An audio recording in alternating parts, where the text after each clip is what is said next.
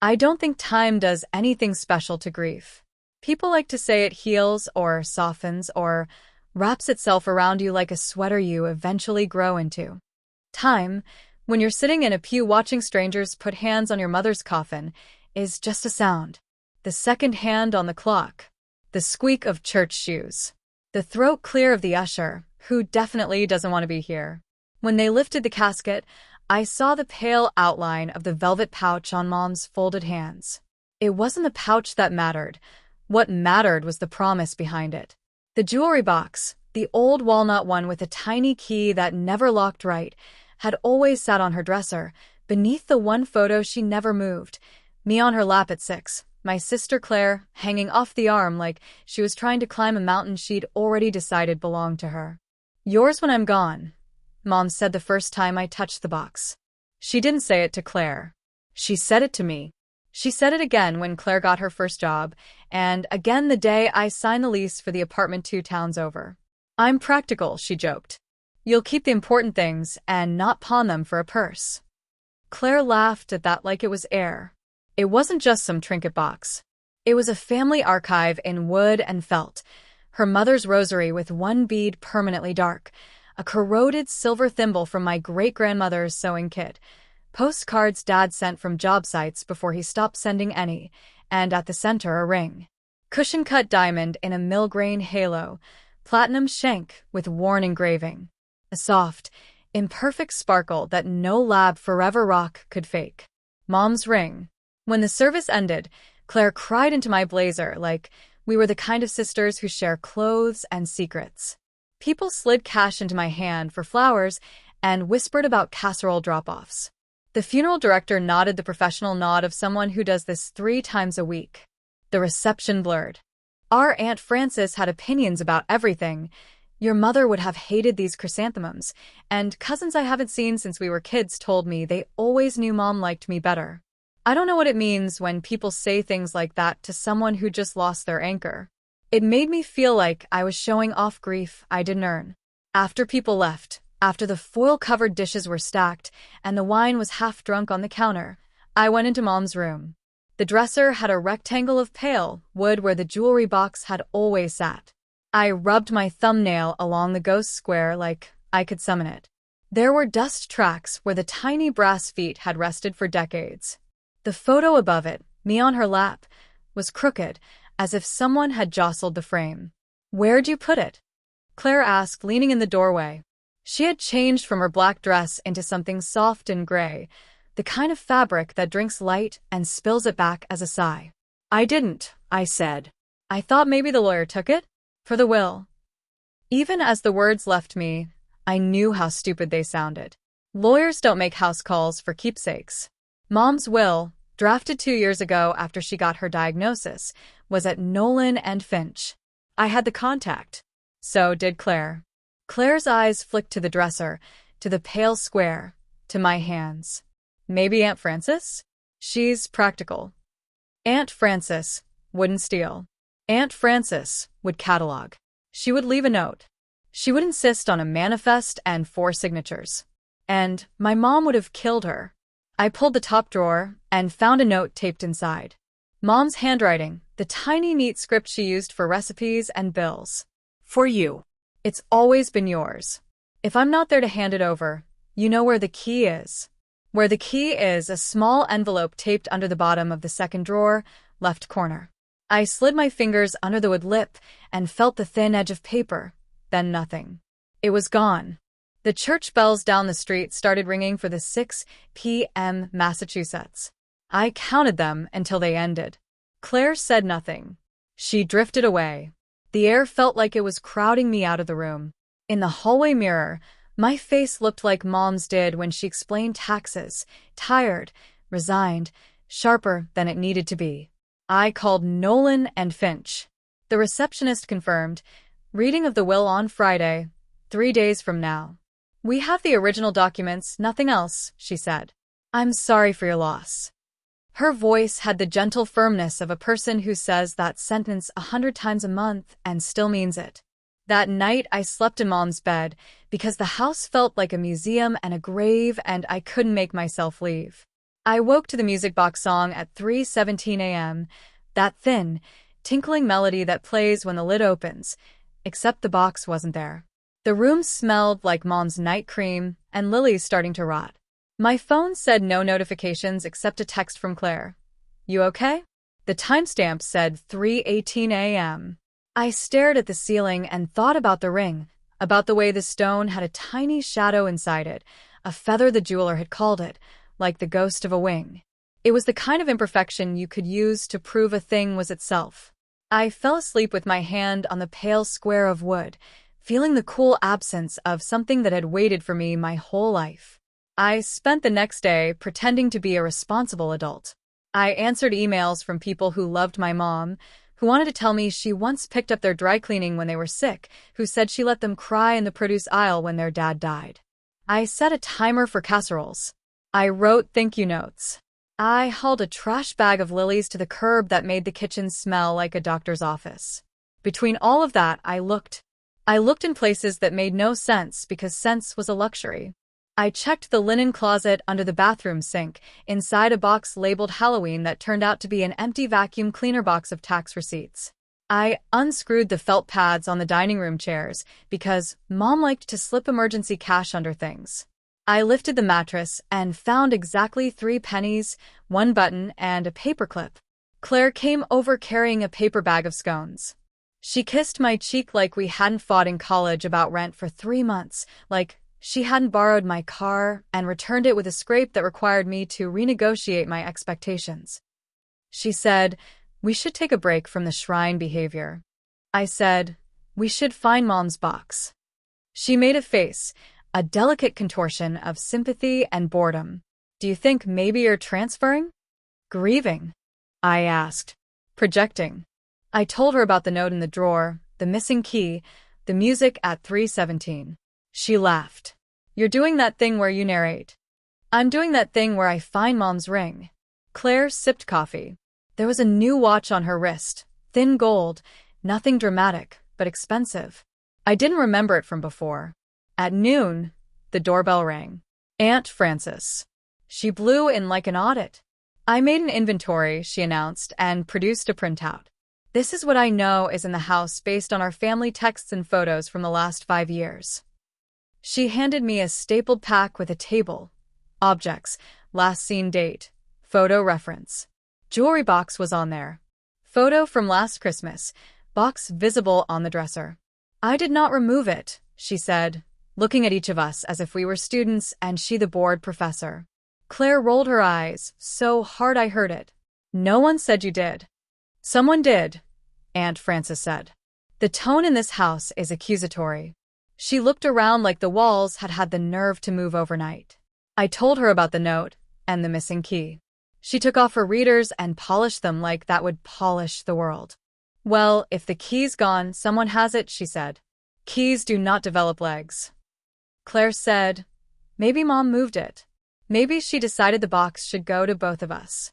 She said it lightly, but there was a wire in the words. Aunt Frances clicked her tongue. Your mother was many things, but indecisive wasn't one. I took the key from my internal map of the house and moved it to the part of my mind labeled lost. It joined other things there.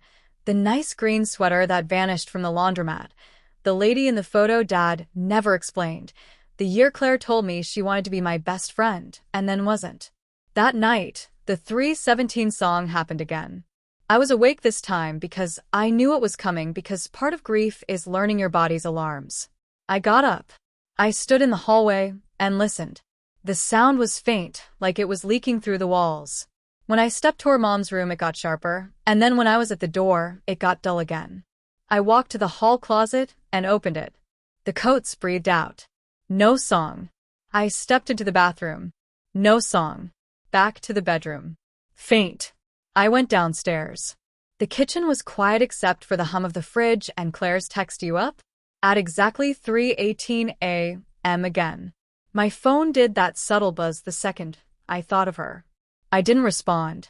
I walked to the back door and flipped the porch light.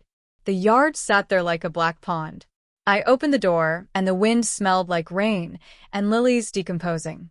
I thought I saw someone move by the fence, A glitch of shadow, but when I looked hard there was nothing but our neighbor's ceramic goose with a Halloween cape.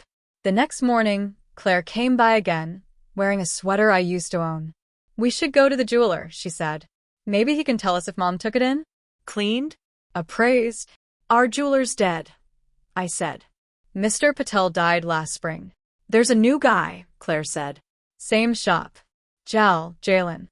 She fake fumbled the name in a way I recognized from her interviews. The I care tone. We went. The bell chime over the door was the same. The display cases had more gleam and less soul. The walls were freshly painted a white, so white it made my teeth feel dingy. "Can I help you?"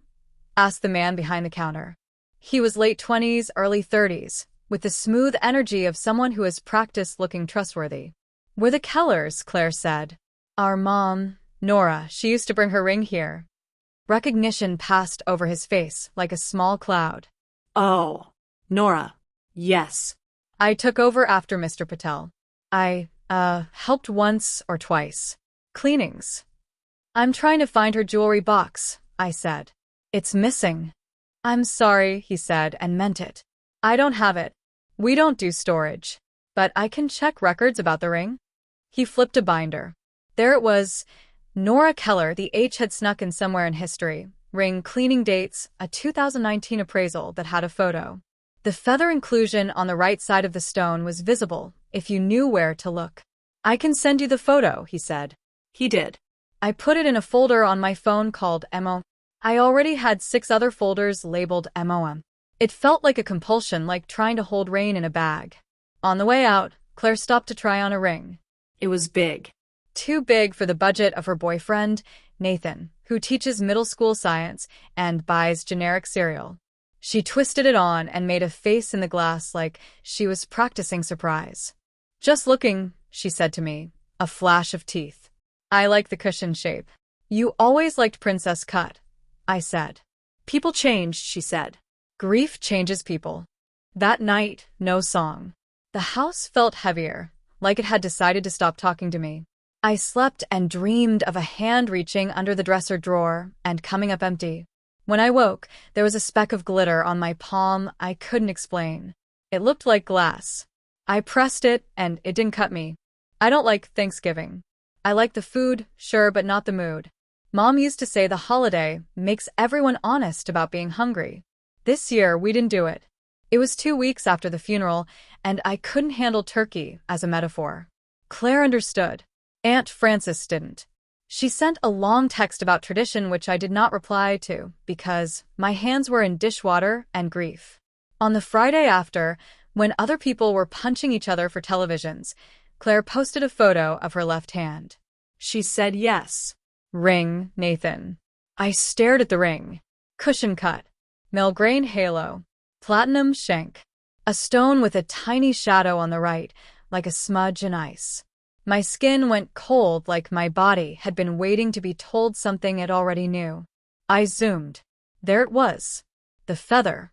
Maybe not in the same place, maybe a trick of light, but my chest understood before my eyes finished the math. I didn't comment. The comments were enough. Stunning. So vintage. Did you use your grandma's ring? To which Claire replied, "New ring, old soul, winky face." My phone vibrated. A text from Claire. "Don't make a thing out of it. It's mine." Then, a second later, like a reflex, she forgot to check. It's from Nathan. Obviously. I called Nathan. He answered like someone who had been practicing sincerity. "Hey you," he said like we were pals. "Big news. Where'd you get the ring?" I asked. A pause. "A shop. In town. Jalen's." Silence, shaped like an admission. "Can't afford that," I said before I could soften it. "Not on your salary." He laughed, tried to make it a joke, then gave up. "It was a family discount," he said. "Jalen's a friend from college." "He went to Penn State," I said. "You went to Oregon." I knew because Claire had told me once at brunch like it was trivia. "Right," he said. "Mutual friends." "Nathan," I said, replacing my voice with my mother's patient one. "Is that my mother's ring?" A long inhale. The kind of pause that means a person is counting their lies. "What?" he said, faux stupid. I started again and he hung up. 5 minutes later, Claire called. Boundaries, she said, voice sharp. You do not call my fiancé and interrogate him about gifts. You are acting unhinged. Is it Mom's ring? It's my ring, she said, and the pronoun landed like a slam. I said nothing. I hung up. Sometimes silence is the only sane thing left. That night, the song at 3:17 didn't play. I woke anyway. The house held its breath. The porch light was off. The neighbor's ceramic goose had a new scarf. In the morning, I drove to the jeweler before they opened and waited in my car like a stakeout. At 9:01, Jalen unlocked the door. He saw me and did that smile people do when they know the conversation will be unpleasant. Is my mother's diamond in my sister's ring? I asked. He didn't do theater. He didn't pretend not to understand. He gestured to the back.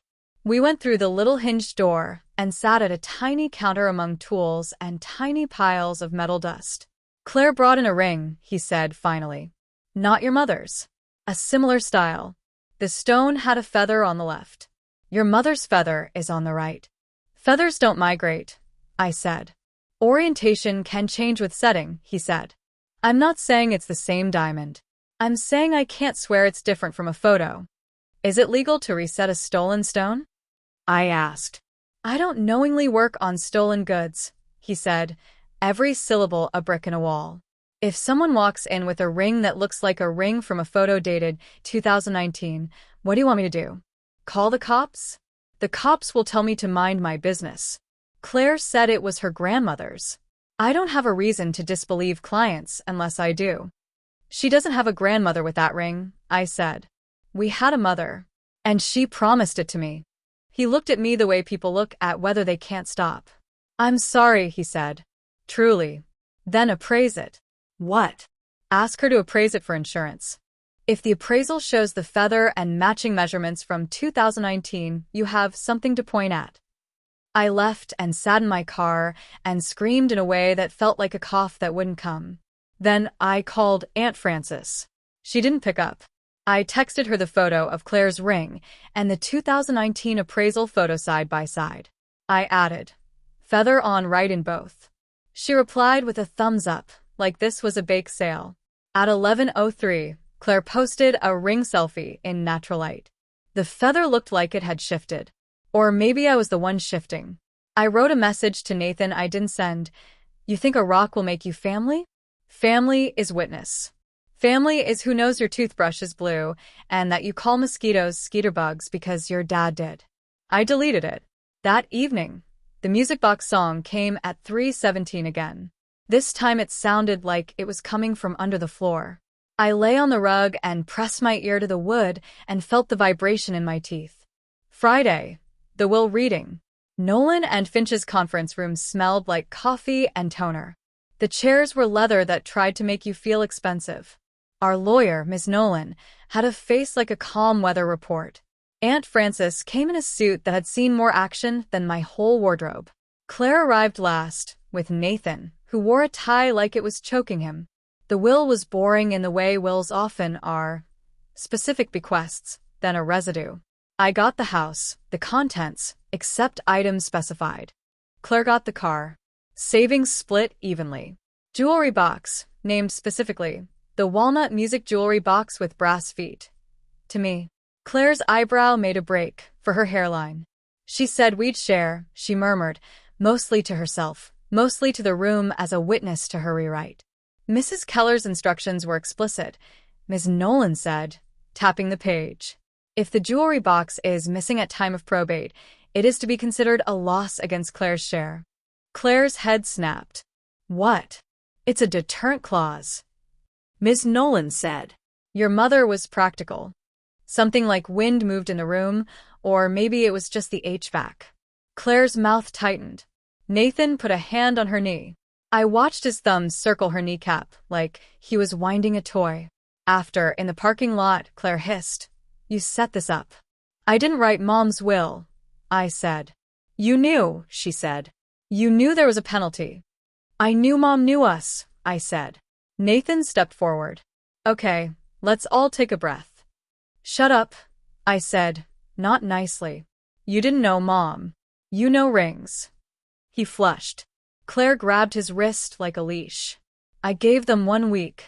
I gave them 7 days because 7 is biblical and because my mother liked weeks, chore charts, grocery rhythms, the way a week has a spine. During this week, I did things.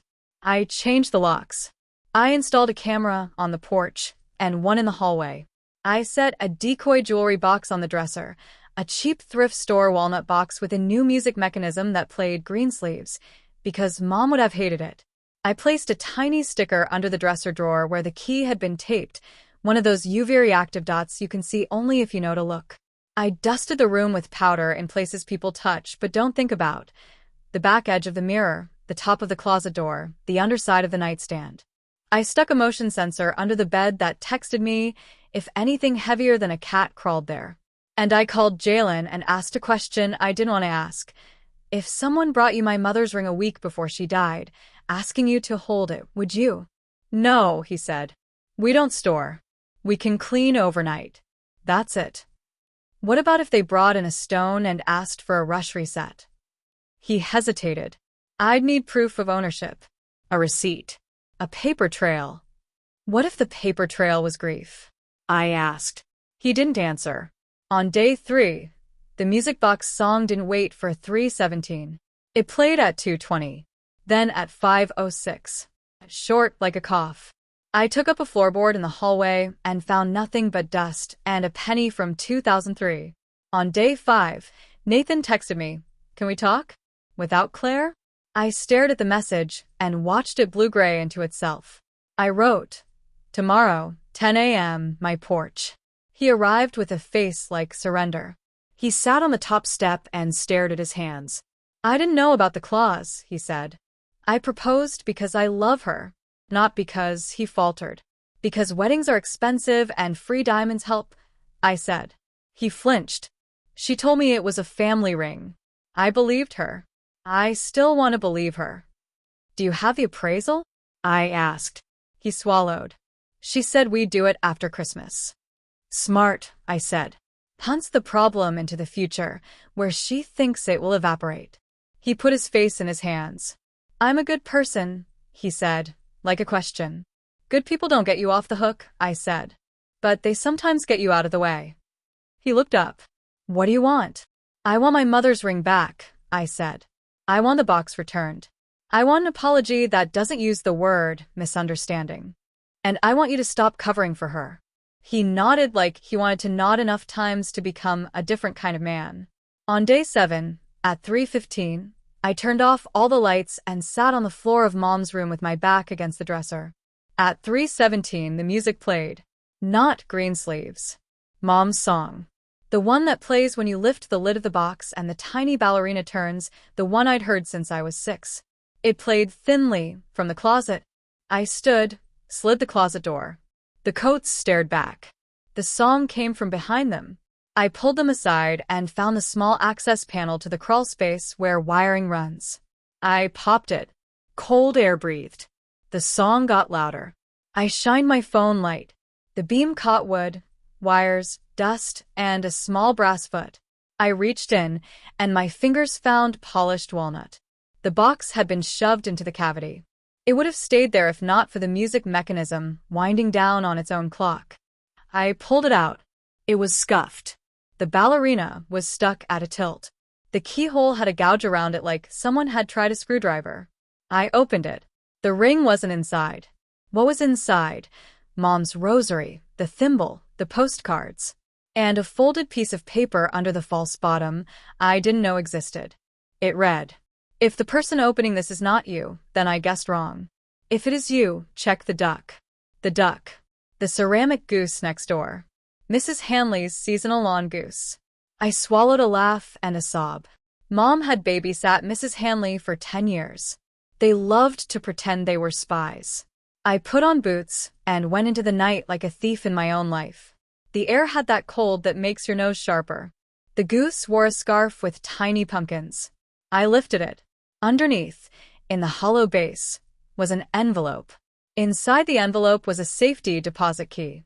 The tag said, Sunnyside Credit Union, Box 192. I held the key in my palm. I thought about waking Claire and holding it up like a sword. Instead, I put the goose back perfectly and went inside and slept for the first time in a month. I went to the bank when the doors opened and discovered that grief gives you a voice people believe. My mother passed. I told the teller and showed the key and her death certificate, and a manager guided me to a little room where the walls were the color of a good spoon.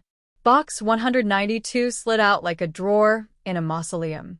Inside, a typed letter on Nolan and Finch letterhead, signed by Ms. Nolan, a small velvet ring box, a photocopy of Mom's old appraisal, and a thumb drive labeled in Mom's careful hand. For my girls. For when one of you forgets what love actually is. The ring in the velvet box was not Mom's wedding ring. It was smaller. It was the ring she wore on her right hand only on holidays. A sapphire with a diamond halo. Pretty, but not the ring. The letter explained. The bank box held the sapphire because Mom had moved her wedding ring back home after the scare with a plumber last summer. Long story. The thumb drive contained photos and videos you might need. I took the drive to the library because it felt like a place where truth happens without fanfare. The public computer accepted the drive like a communion wafer. The folder had dates. Most were birthdays and holidays. One was 1 week before Mom died. OCT 08, camera, hall. It was taken from the tiny camera above the hallway, one I didn't know existed. Ms. Nolan had installed them when Mom asked for advice about safekeeping without hurting feelings. The footage showed Claire, at 2:11 a.m., sneaking into the house with a spare key, going into Mom's room, removing the jewelry box and leaving with a small velvet pouch. She was wearing gloves. She looked like a person who has watched too many shows about how not to get caught. There was another clip. OCT 10 kitchen. Mom and Claire at the table. Mom saying, "I didn't raise you to borrow from your sister like this." Claire crying, saying she just wanted something nice and that she always gets scraps. Mom, tired, saying, "I am leaving you plenty. You do not need to steal what isn't yours." Claire, turning her face toward the camera by accident, saying, "You never even liked me," in a voice that tried to be a joke and wasn't. Mom, "I love you. That's why I'm not calling the police." There was a third clip. OCT 10 hallway. Claire returning the box to the wall cavity. Not the ring. She had that pouch with her still. She shoved the box in and wiped the closet knob with a rag. She closed the access panel. Then, bizarrely, she stood in the hall and hummed the music box song softly to herself like a lullaby. At 3:17 a.m., her phone lit up. "You up?" She typed something back and left. The thumb drive also contained an audio file labeled, "To the one who ended up with the box." I clicked.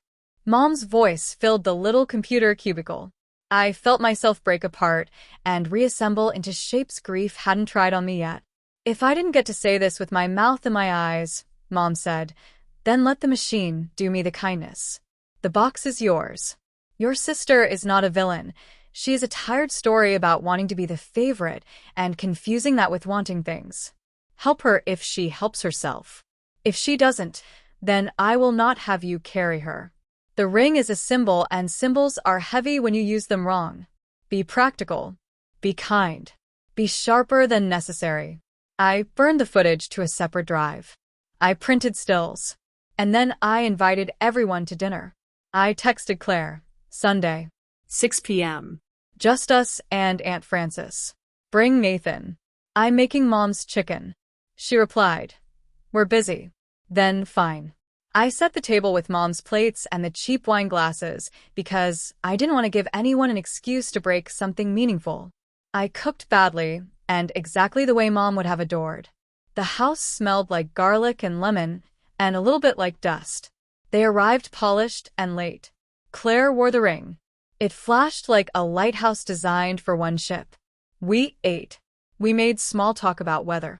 Aunt Frances read the room like a detective who knows the culprit is always the husband, but is willing to be surprised. After pie, I said, "I found the jewelry box." Claire's fork paused in air.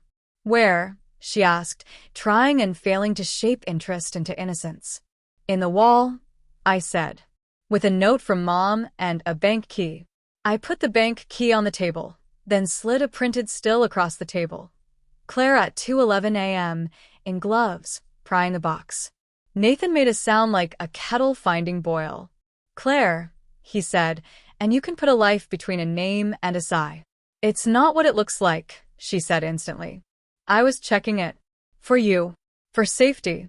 I slid the second still. Claire shoving the box back, pouch in hand.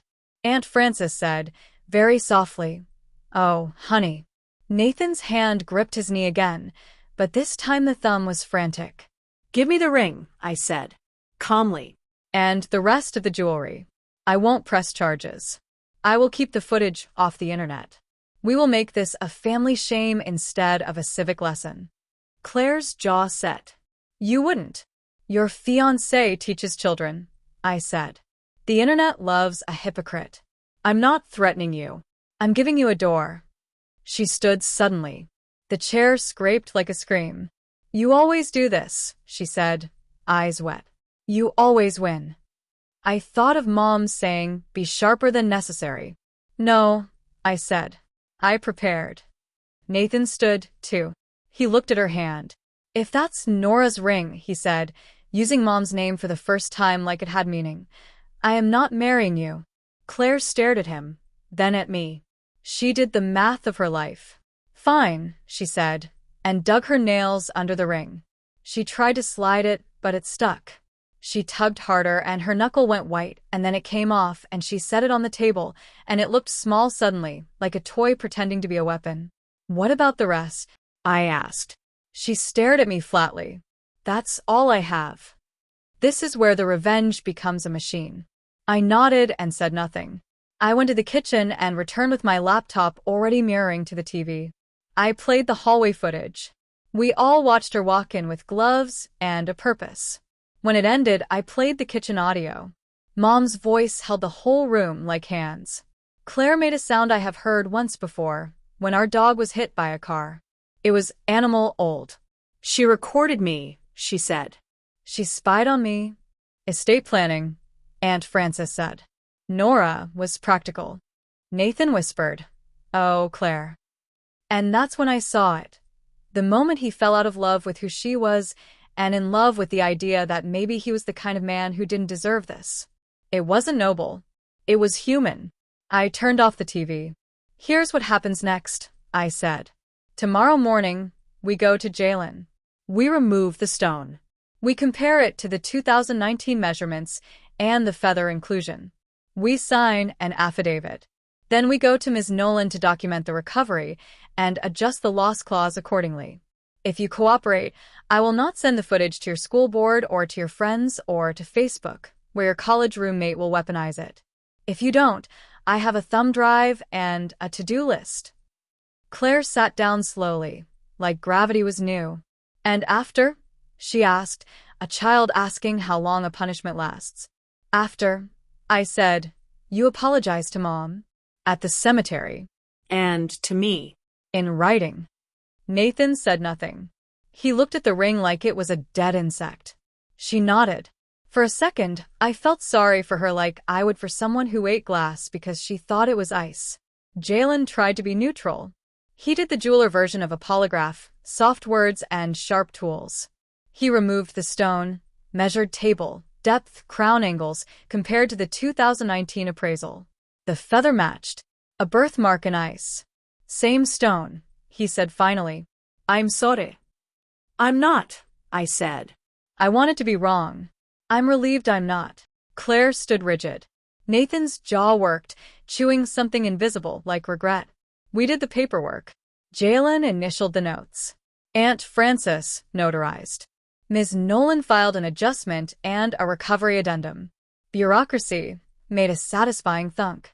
When we walked out into the parking lot, Claire was shaking. I don't know if it was anger, shame, or the sudden prospect of a life without the fantasy she'd built. You knew about the clause, she said, accusatory as weather. I knew Mom knew us, I repeated. That's different. Nathan took off his tie. I'm going to my brother's, he said. You're leaving me? Claire said, as if it were a prank that had gone on too long. I'm pressing pause, he said, and the cowardice in that sentence wasn't surprising. She looked at me. Are you happy? No, I said. But I am done. That night, the music box song played at 3:17 one last time. I got up. I went to Mom's room. I opened the box. I put the ring in it. I wound the key. The ballerina spun. Her paint chipped at the shoulder. The song sounded full, like a throat cleared. I went back to bed and dreamed of the goose in a wedding veil. People talk. They talk in grocery aisles and on porches and at gyms where they pretend to row boats.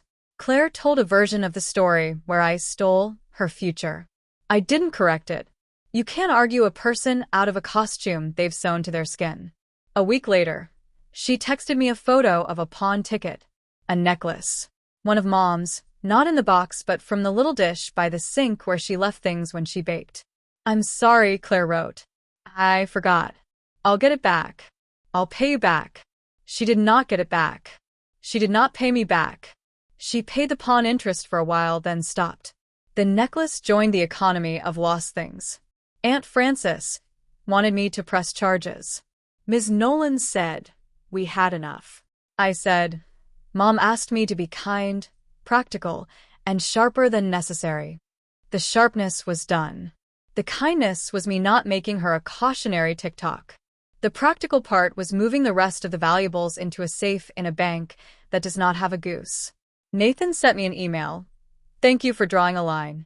I lost my dad last year, and I didn't stand up to my brother when he took the coin collection. I wish I had. This felt like a second chance to be who I thought I was. I did not reply. Not because I'm unkind, but because his arc is not my work. The ring went back into the box. The box went into a safe. I kept the ballerina out. It sits on my desk now, beheaded, weirdly comforting in its brokenness. At 3:17, the house is silent. Spring came like a polite knock. I planted herbs because Mom would have coaxed basil out of a brick. I found myself humming the music box tune while I washed dishes. It no longer felt eerie, just threaded through me. One evening, Claire came by. She looked like someone who had cried enough to be wrung out. She stood on the porch, like a trick of light. Can I come in? She asked. I said yes because boundaries don't have to be a moat. She walked straight to the dresser, to the pale rectangle that had darkened a little as sunlight remembered it. She touched the wood. I always thought it should be mine, she said. Because if it was mine, maybe you wouldn't be. I didn't say anything. Some sentences are complete units. Saturday, I'm in debt, she said. Not just money. I've been in debt to this idea that if I had the thing, I'd be the person. That's expensive, I said. She laughed, then cried, quiet like it was private, and the room was a guest. I'm sorry, she said. Not because I got caught. Because I made Mom make a plan for me she shouldn't have had to make. Because I made you be an executor instead of a sister. Okay, I said. I don't know if forgiveness is an event or a weather system. That night it was fog, maybe. You drive slow, you keep the lights on, you don't pretend you can see farther than you can. She stood, wiped her face, and did something I did not expect. She took off her watch, the thin gold one, and set it on the dresser. It's not worth what I paid, she said, or what I lost buying it. But it's mine to give back. I nodded. It felt like nothing and something at once. At 3:17 that night, I woke out of habit. The house breathed. I heard the faintest click from the safe and felt nothing like fear.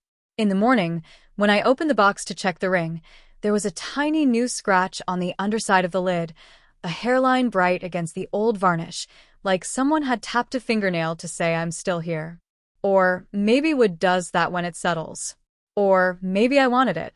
The ring was where it belonged. The ballerina, headless, still kept her vigil. I don't know if this is revenge or repair.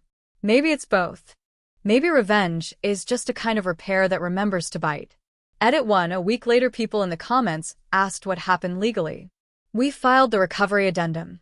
Ms. Nolan added a memo that any further losses from items Claire pawned would be deducted from her share, which is now a small number followed by a long silence. I didn't press criminal charges. Some of you think I should have. I hear you. My mother raised me to balance the checkbook and the heart. Edit 2. 2 weeks later, Nathan returned the deposit on the venue. He sent me a screenshot of the confirmation in case I thought he was lying. I did not ask for one. He also Venmo'd me $93 with the note for the headless ballerina frame. Reader, I bought a tiny glass dome, and it looks like something out of a curiosity shop. Edit 3. 1 month later, found the pawn shop necklace on a woman at the farmer's market. She told me, unprompted, that it had a sad story attached because her sister had pawned it to pay for a vet bill, and she felt weirdly honored to give it a new home. I didn't correct her. I bought lettuce and went home and made pasta and told Mom anyway. Update. 3 months later, Claire got a job at a bakery and texts me photos of bread like their grandchildren. She's joined a 12-step group that isn't about substances, but is about the idea of enough. She replaced her watch with a $20 Timex. We have coffee. Sometimes we talk about Mom. Sometimes we don't. The song plays only when I wind it.